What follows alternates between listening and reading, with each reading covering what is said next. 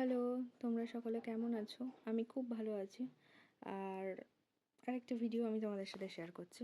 তো দিনটা ছিল রবিবার, ছুটির দিন। তো ছুটির দিনে তো একটু মাংস-টাংস হয় আমাদের বাড়িতে।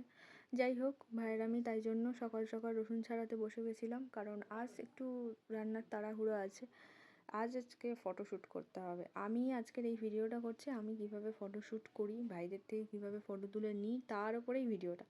তো যাই হোক, যেহেতু কষাই মাংস হয়ে গেছিলো, তাই আমরা তো একটু কষাই মাংস খেতে ভালোবাসি।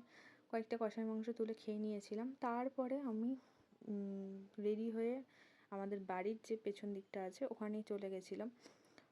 ওইখানেই সব ফটো মোটামুটি তুলি আমি, কারণ আর তো জায়গা নেই।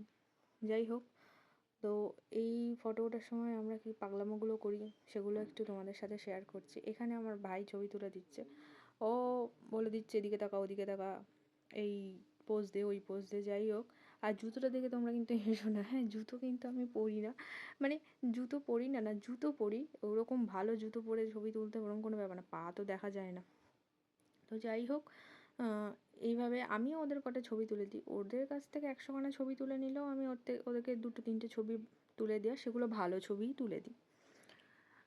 তো অনেকক্ষণ ছবি টবি তোলার পরে এই যে আর একজনকে রাজি করানো হয়েছে ছবি ওঠার জন্য, তার তো কিছুতেই ছবি উঠতে ইচ্ছা করে না। আর এখানে বড়টা ছবি তুলে দিচ্ছিল, আর ভাই ডিরেকশান দিচ্ছিল এদিকে তাকা ওদিকে তাকা। তো এই ছিল ভিডিওটা।